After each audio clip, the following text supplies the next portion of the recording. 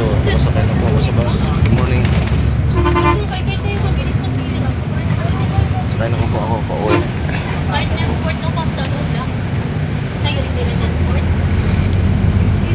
Guys,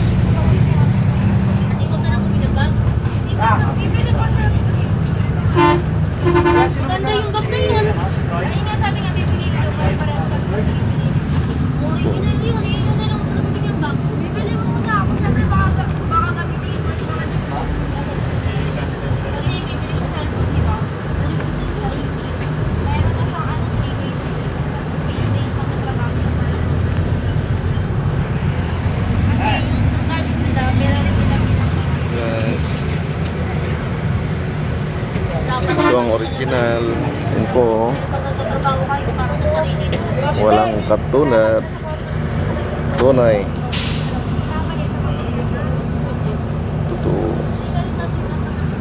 Ito po. Galing po ako sa LTO sa Naik.